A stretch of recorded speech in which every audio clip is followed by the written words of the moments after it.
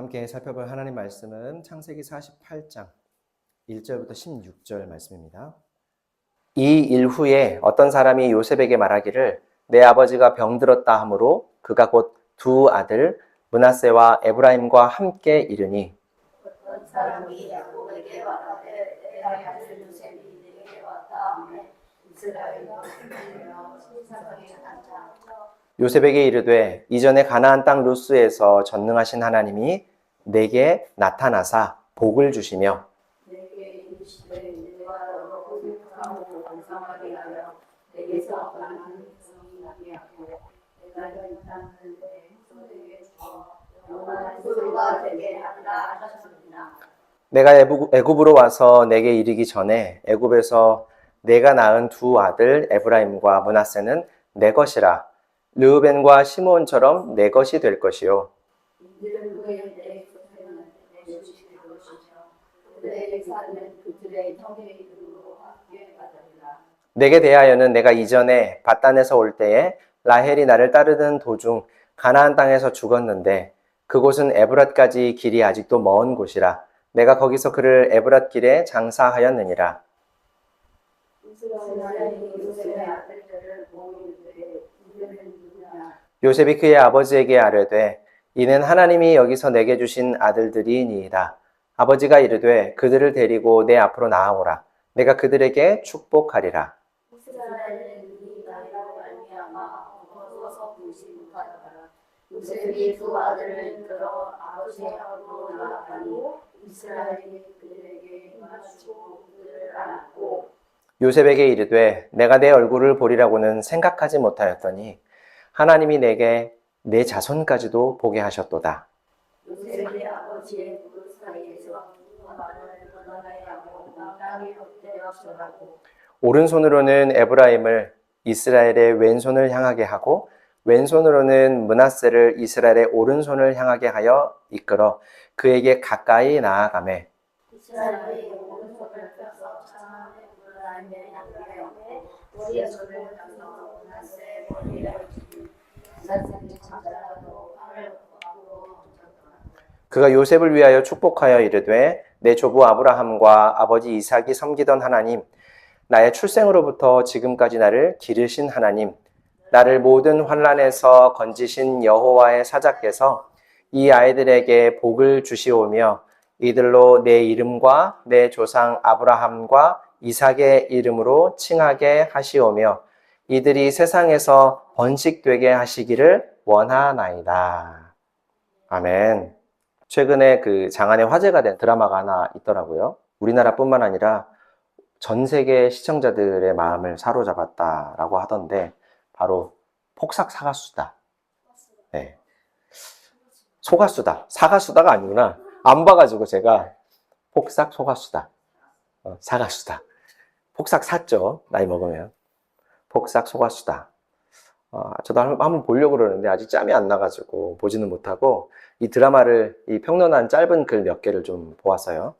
1960년대를 시작으로 우리나라가 한참 어려울 때 그 시절에 한 가정이 살아왔던 이야기를 잘 따뜻하게 그리고 있는 작품인 것 같아요. 작품에서 등장하는 엄마 아빠는 자녀들에 대한 지극한 사랑과 헌신의 모습을 보여줍니다. 어느 날 딸이 아빠에게 물어요. 아빠는 아침에 왜 이렇게 일찍 일어나? 더 자고 싶지 않아? 이제 그 말에 아빠는 더 자고 싶지 않은 사람이 어딨냐. 그런데 내가 좀 덜 자면 너희들이 좀 더 잘 수 있지 않을까 싶어서 일찍 일어나는 거야. 그런 생각하면 아침에 당장이라도 눈이 떠져. 이렇게 말을 해요. 그 딸은 무쇠처럼 든든해 보이는 아빠의 그 뒷모습을 보면서 애잔함을 느끼죠. 자녀는 부모의 뒷모습을 보며 자란다라는 말이 잘 어울리는 장면이 아닌가 싶습니다. 그런 아빠가 나이가 들어서 여기저기 몸이 아프기 시작하고 병이 들자 무쇠도 닳고 무쇠도 녹는다 이런 말을 하는데 제가 드라마를 직접 보지는 않았지만 이 대사를 들으면서 마음 한켠이 아려오더라고요. 젊고 언제나 활기차던 엄마 아빠는 점차 나이가 들어가고 여기저기 아프기 시작하죠. 반면에 어리고 미숙했던 자녀들은 자라서 어느 순간에는 자신을 업고 길렀던 엄마 아빠보다 힘이 더 세지고 할 수 있는 일도 더 많아지는 순간이 찾아오게 됩니다. 어쩌면 부모는 자녀들의 그 순간을 위해서 자신들의 몸이 닳고 녹을지라도 열심히 살아가는 게 아닐까 생각해 봐요. 자, 오늘 우리가 읽은 본문 말씀은 야곱이라는 인물의 마지막 순간을 그려 보여주고 있는 말씀입니다. 우리가 야곱에 대해서는 작년에 2번에 걸쳐서 살펴본 적이 있어서 아마 낯설지 않으리라고 생각해요. 야곱은 다소 신화적이라고 생각할 수 있을지 모르지만 태어날 때부터 순탄치 않은 삶을 살았어요. 형 에서와 쌍둥이로 잉태된 야곱은 엄마인 리브가의 뱃속에서 서로 두 아이가 싸운다라고 말할 정도로 태동이 심했다고 하죠. 그리고 태어나는 순간에도 먼저 나오는 형의 발꿈치를 잡았다라고 설명을 할 만큼 동시에 태어난 형제였어요. 아무리 쌍둥이라도 대개 30분 이내의 간격을 가지고 태어난다라고 하더라고요. 그러니까 짧으면 10분 이내로도 태어나기도 하고 2, 3분 안에 태어나는 쌍둥이도 있다고 하긴 하더라고요. 그런데 야곱은 거의 동시에 아마 나왔나 봐요. 성경은 야곱이 형 에서의 발꿈치를 잡고 태어났다 이렇게까지 설명을 하니까요. 자, 그런 야곱은 성장기에 형에 대한 열등감을 가지고 있었던 것 같고 자주 시기와 질투를 했던 것 같아요. 왜냐하면 형은 남자로서 힘이 있고 남성성이 굉장히 강조되었던 사람으로 밖에 나가서 사냥도 잘하고 또 아버지의 인정도 받는 그런 아들이었거든요. 근데 그런 데에 비해 야곱은 굉장히 여성성이 좀 강하고 엄마하고 집에서 음식을 하고 집을 가꾸고 이런 일들에 아마 취미가 있었던 모양이에요. 그래서 남자로서 힘있고 멋있는 형을 시기하고 열등감을 가지고 있었던 것으로 보입니다. 결국에 야곱은 아버지 이삭이 나이가 많아져서 앞이 잘 보이지 않고 몸에 힘이 없어질 때 집안의 후계자를 정하려고 하자 엄마 리브가와 아들 야곱은 음모를 꾸미게 되죠. 아버지와 형을 속여서 야곱이 큰아들의 권리를 물려받게 되었던 거예요. 이를 알게 된 형 에서는 분노하면서 동생 야곱을 죽이려고 합니다. 그리고 야곱은 형을 피해 집을 떠나게 되죠. 그렇게 야곱의 힘든 여정, 힘든 인생이 시작됐어요.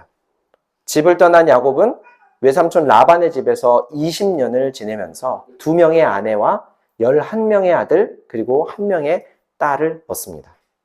겉으로 보기에는 15명의 식구가 함께하는 아주 다복하고 화목한 가정처럼 보일지 모르지만 그 과정은 결코 순탄치 않았었죠.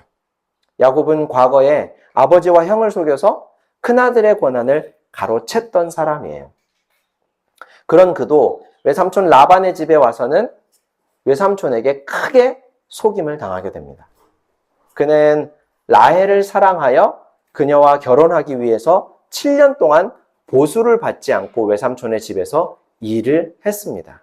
그런데 결혼식 날 밤에 외삼촌 라반은 조카 야곱 몰래 라헬의 언니 레아를 신부로 들여보냈어요. 요즘 감각으로는 잘 이해하기가 쉽지 않지만 고대에는 밝은 조명이 있었던 것도 아니고 또 어두운 밤에 결혼식은 얼굴을 분별하기가 쉽지 않았던 것이죠. 만약에 면사포 같은 것으로 얼굴을 가리고 있었다면 더더욱 어두운 밤에 그 사람이 누구인지, 상대방이 누구인지 알아보기가 어려웠겠죠. 그렇게 야곱은 라헬이 아닌, 자신이 사랑하고 원했던 라헬이 아닌 그의 언니 레아와 먼저 결혼을 하게 되었고 또다시 7년을 무보수로 삼촌의 집에서 일하면서 마침내 라헬과 결혼을 하게 됩니다. 그러나 야곱은 라헬을 더 사랑했고 그로 인해서 레아는 조강지처임에도 불구하고 소외를 당했어요. 하나님은 이런 레아를 긍휼히 여겨서 먼저 그녀에게 자녀를 주셨지만 라헬은 한동안 아이를 갖지 못하는 어려움을 겪었습니다. 그로 인해서 두 아내 사이에는 미묘한 긴장과 질투 그리고 갈등이 생겼고 라헬은 야곱에게 서운함을 표현하기도 했었죠. 자, 여러분, 한번 생각해 보세요. 야곱은 원치 않던 첫 번째 결혼 뒤에 마침내 사랑하는 사람과 결혼을 했지만 자녀 문제로 두 아내 사이에서 끊임없이 갈등을 하며 살았어요. 형을 피해서 외삼촌 집으로 도망쳐온 이후에 10수년 동안 속고 속이면서 다툼과 긴장 속에 살아야 했던 야곱의 삶이 정말 고달팠겠죠. 사실 사람의 삶은 누구에게나 어려움이 많죠. 재산이 많거나 적거나, 교육을 많이 받았거나 적게 받았거나 이런 것과 상관없이 사람은 누구나 자신만의 연약함과 한계를 지닌 존재이기 때문이에요. 우리가 우러러보는 사람들이나 혹은 부러워하는 사람들도 그 나름의 고단함을 안고 살아가는 것이 사람의 인생이죠. 야곱의 고난도 마찬가지였습니다. 가족과 평안한 삶을 누리지 못하고 떠돌면서 고생한 것도, 외삼촌에게 서름을 받으며 지낸 것도 결국에는 지나친 욕심과 불신앙이 낳은 조급함, 조바심에서 비롯된 일이었죠. 자, 그러나 성경은 야곱의 삶이 단순한 인간의 실수로만 움직였던 것이 아니라 처음부터 하나님의 뜻 안에 있었다라고 얘기합니다. 창세기 25장 22절, 23절 말씀 우리 같이 한번 읽어볼게요. 그런데 리브가는 쌍둥이를 베었는데 그 둘이 태안에서 서로 싸웠다. 그래서 리브가는 이렇게 괴로워서야 내가 어떻게 견디겠는가 하면서 이 일을 알아보려고 주님께로 나아갔다. 주님께서 그에게 대답하셨다. 두 민족이 너의 태 안에 들어있다. 너의 태 안에서 두 백성이 나뉠 것이다.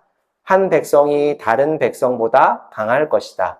형이 동생을 섬길 것이다. 형이 동생을 섬긴다라는 이 말씀은 인간적으로 볼 때 형 에서에게는 좀 부당하게 느껴질 수 있지만 이 일은 창조주 하나님의 주권적인 하나님의 선택이죠.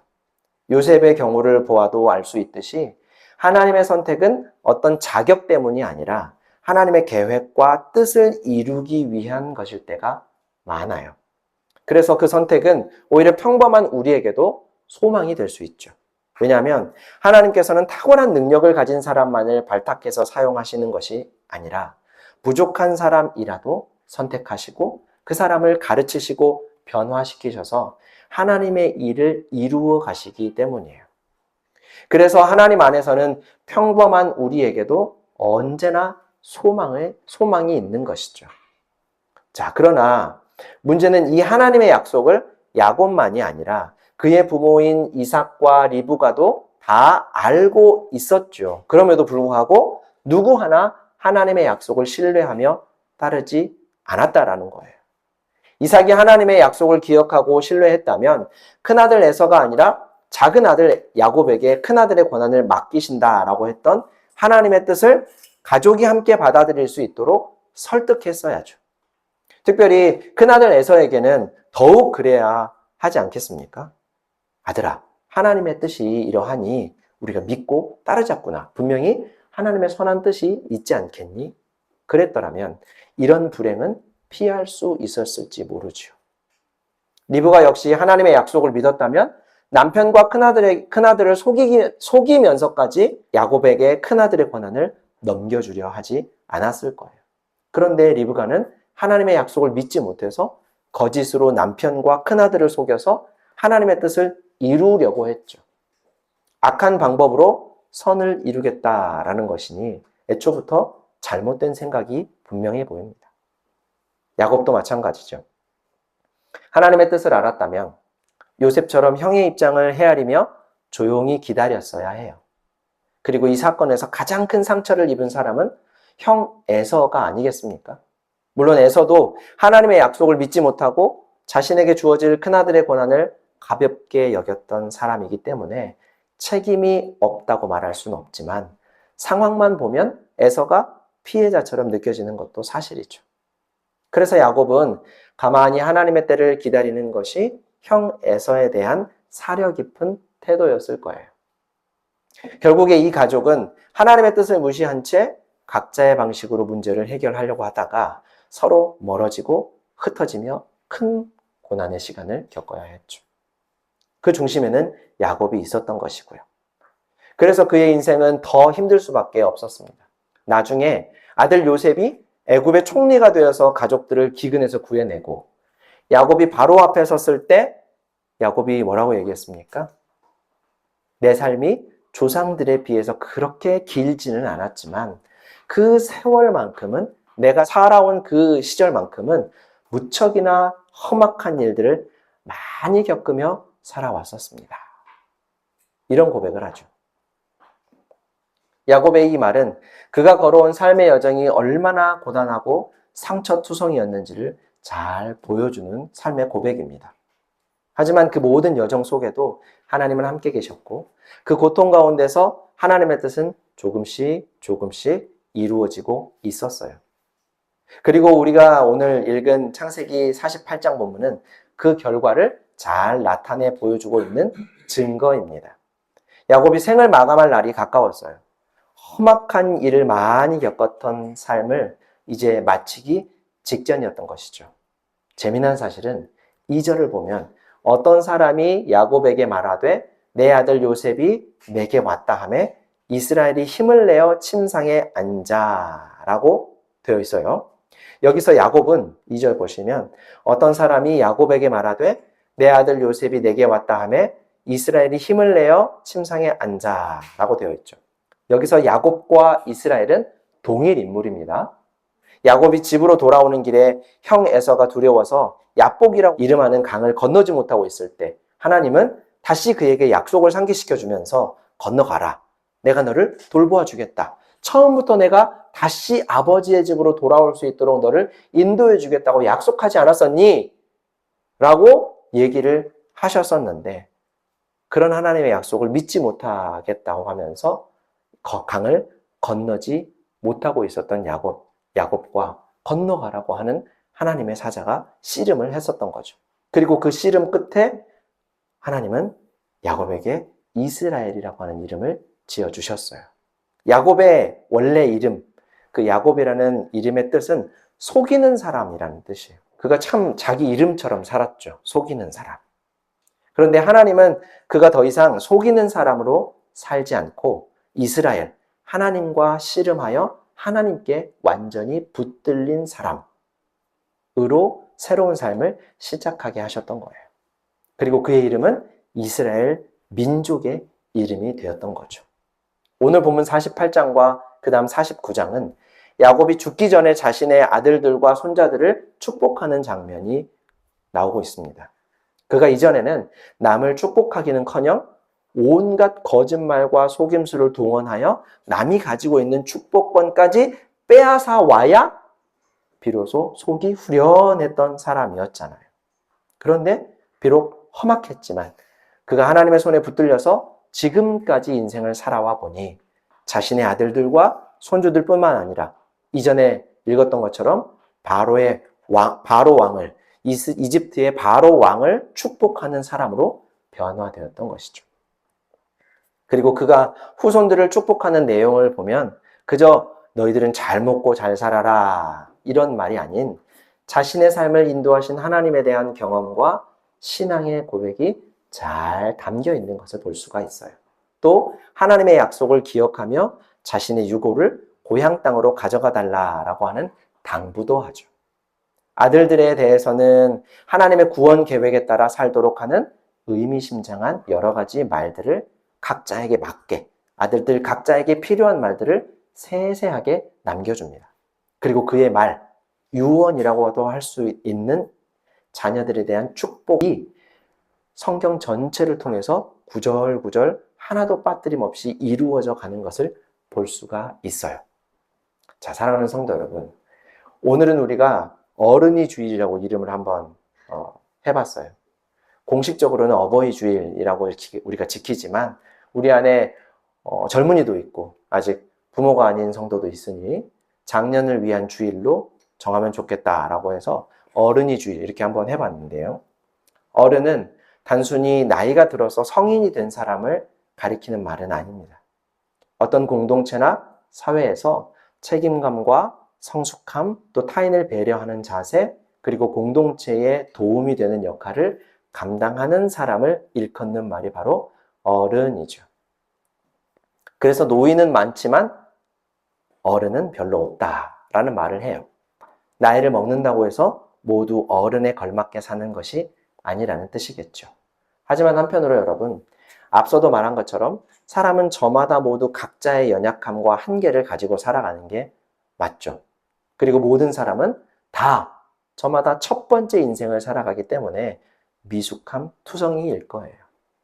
그렇게 단언컨대 이 세상에 완벽하고 완전한 삶을 살아가는 사람은 단 한 명도 없습니다. 그리고 나는 모든 사람의 귀감이 되고 존경받을 만한 사람이 되어야지. 그리고 나는 그런 사람이 분명해 라고 자신할 수 있는 사람도 거의 없으리라고 생각합니다. 그저 나에게 주어진 하루하루의 삶을 정직하고 성실하게 살아가다 보면 그 작은 하루하루가 모여서 나를 만들어가고 내 후손들, 내 자녀들에게 그러한 삶의 모습이 자연스럽게 보여지는 것이죠.